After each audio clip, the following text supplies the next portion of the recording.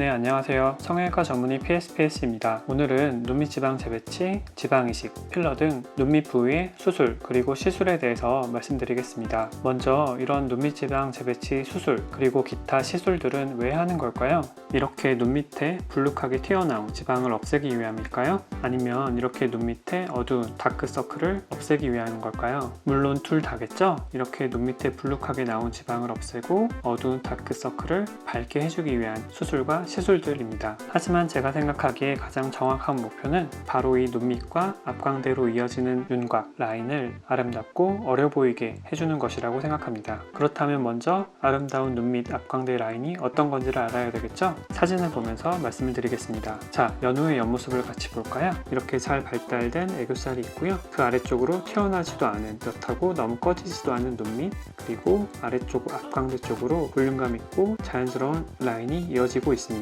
눈밑 부위는 쌍꺼풀 라인이나 코 라인처럼 특정 모양이나 높이보다는 전체적으로 자연스럽고 어려 보이는 라인이 중요한 부분이라고 생각합니다. 정체연의 옆모습도 볼까요? 역시나 이렇게 애교살이 있고 그 아래쪽으로 부드럽고 자연스러운 눈밑 앞광대 라인이 이어지고 있음을 확인할 수 있습니다. 마지막으로 동안으로 유명한 윤화인데요. 잘 발달된 애교살이 있고 그 아래쪽으로 역시 어려 보이고 자연스러운 눈밑 앞광대 라인이 이어져 내려오고 있습니다. 반대로 여기에 눈밑이 불룩하게 튀어나와 있다거나 앞광대가 꺼져 있다면 보기에 아름답지 않은 그런 라인이 되겠죠? 그렇다면 이렇게 아름답고 어려 보이는 라인을 위해서는 어떻게 해야 될까요? 먼저 상황에 맞는 해결책을 찾기 전에 그 상황, 상태가 어떤지를 명확하게 알아야 되겠죠? 그래서 그 판단을 위해서 이 눈밑 앞광대 라인을 세 부분으로 나누어서 설명해 보겠습니다. 대략적으로 이렇게 눈밑, 눈물꼬랑 앞광대 세 부분으로 나누어 보겠습니다. 먼저 눈밑은 이렇게 눈밑 지방, 원래 안화지방이라고 하는 지방이 있는 부위고요. 원래 이 지방은 경막이라고 하는 막에 쌓여져 있는데 나이가 들면서 이 막이 약해지면서 눈밑 지방이 튀어나와 보이게 됩니다. 물론 어릴 때부터 이 지방이 튀어나와 보이는 분들도 있습니다. 다음으로 눈물꼬랑은 이렇게 살짝 눈밑 아래쪽으로 파여있는 부위입니다. 이렇게 눈물꼬랑이 살짝 들어가 있으면서 위에 있는 눈밑 지방이 흘러서 아래쪽까지 처지지 않는 이유는 뭘까요? 바로 이 눈물꼬랑 부위에 인대가 있기 때문입니다. 이 인대는 안쪽 뼈부터 피부까지 이어져 있어서 일종의 해부학적인 분리대, 장벽 역할을 한다고 보시면 되겠습니다. 그리고 이 눈물꼬랑 아래쪽으로는 앞광대가 있습니다.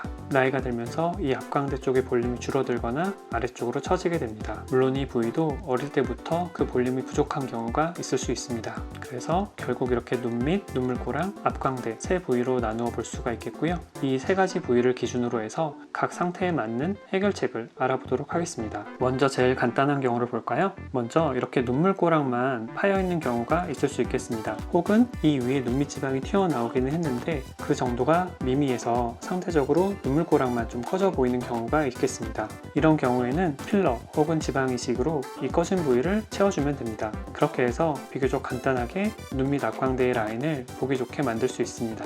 얼마 전에 필러를 맞지 말라는 내용이 담긴 영상이 화제였는데요. 제 주변 지인들도 많이 연락을 해서 물어보더라고요.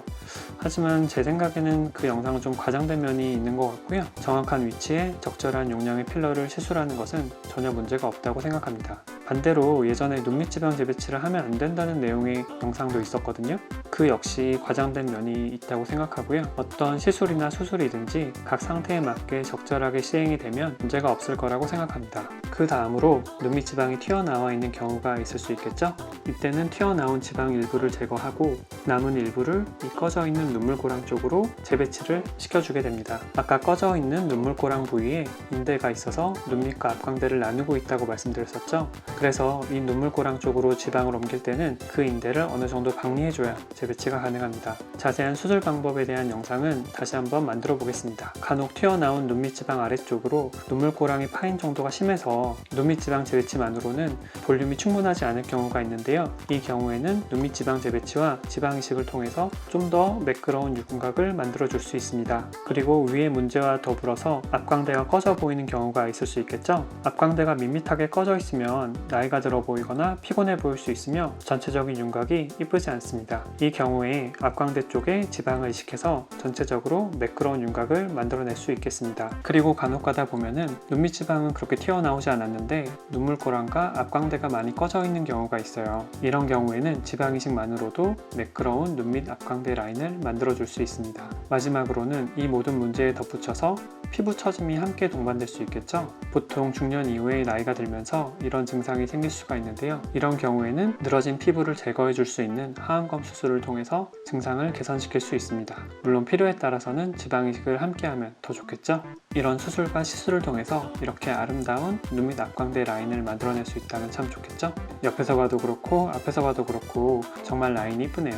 네, 오늘은 그럼 이렇게 눈밑과 앞광대의 라인을 위한 수술 및 시술에 대해서 알아보았습니다. 눈밑 지방 재배치 수술의 과정에 대해서는 나중에 다른 영상을 한번 또 만들어 볼 생각입니다. 혹시 궁금한 점이 있으시다면 댓글로 남겨주시면 최대한 답변을 드리도록 하겠습니다. 그럼 오늘은 여기까지 하겠습니다. 감사합니다.